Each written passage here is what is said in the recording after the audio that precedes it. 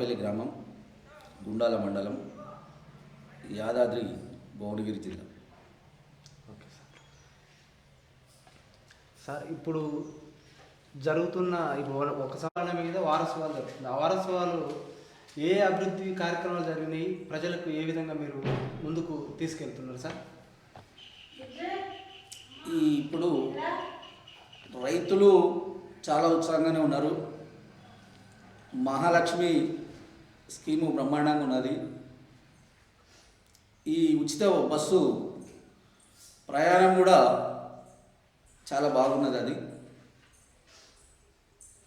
ఇప్పుడు ఈ గవర్నమెంట్ చేసిన ప్రతి విషయం అనుకోండి బ్రహ్మాండంగా, ఓన్లీ అవతల వాళ్ళు తప్పు పడుతున్నారు కాబట్టి, కానీ పబ్లిక్ చాలా సక్సెస్ఫుల్ ఉన్నది.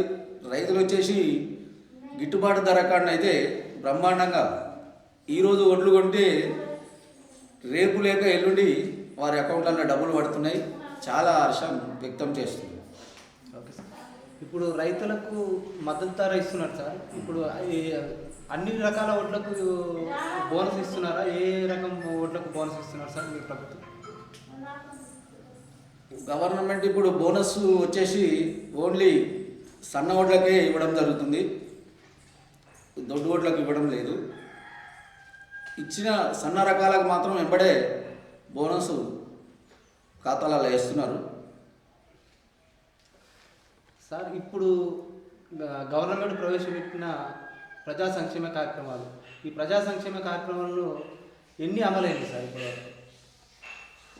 ఇప్పుడు గృహలక్ష్మి అంటే కరెంటు బిల్లు మాఫీ అది సక్సెస్ఫుల్ అయింది.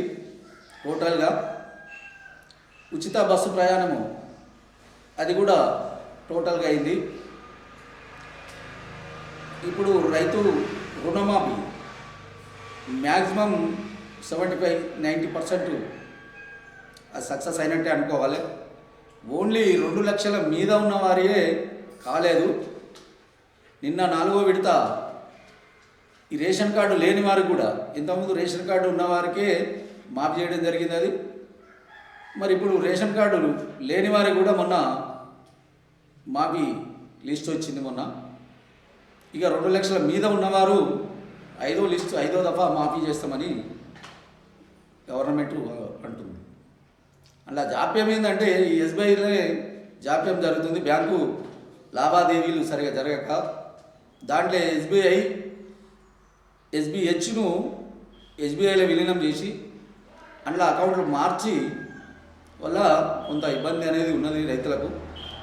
అది కనుక సక్సెస్ అయితే టోటల్గా బ్యాంకు ఇంతవరకు మాఫీ లిస్ట్ వచ్చిన వాళ్ళందరికీ బ్యాంకులలో అమౌంట్ చేయడం జరిగింది. రైతులు కూడా మళ్ళీ లోన్లు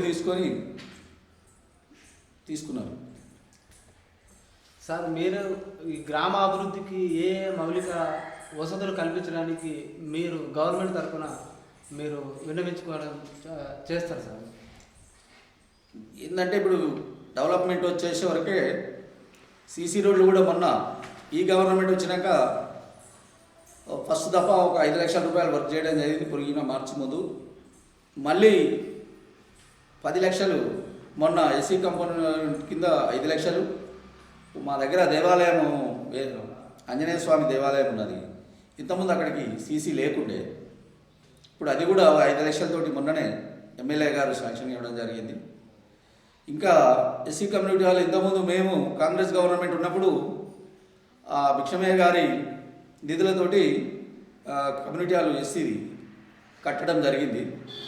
అది ఇన్కంప్లీట్గా ఇప్పటివరకు అట్లనే ఉన్నది. అది ఎందుకంటే పోయిన గవర్నమెంట్లో ఎన్నోసార్లు మేము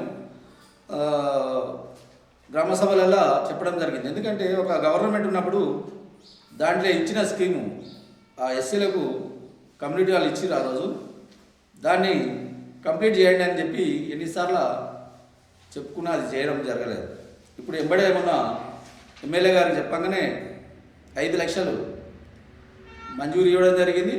త్వరలో దాన్ని వర్క్ కంప్లీట్ చేయిస్తాం సార్. అదేవిధంగా గత ప్రభుత్వం ప్రజా సంక్షేమానికి ఏ విధంగా తోడ్పాటును అందించింది, ఇప్పుడున్న ప్రభుత్వం ప్రజా సంక్షేమానికి పెద్దపీట వేస్తుందా సార్? వేస్తుంది. ఇప్పుడున్న గత ప్రభుత్వం కన్నా వచ్చే గవర్నమెంటు చాలా మంచిగా చేస్తుందని అనుకుంటాము. ఎందుకంటే దానికి ఏది తక్కువ చేసినా పబ్లిక్ల వ్యతిరేకత అనేది వస్తుంది. కాబట్టి పోయిన గవర్నమెంట్ కన్నా ఈ గవర్నమెంట్ చాలా అద్భుతంగా అభివృద్ధి చేస్తుందని చెప్పి నేను భావిస్తున్నాను. Okay, thank you sir. Cameraman రాముతో దామోదర్, తెలుగు టీవీ.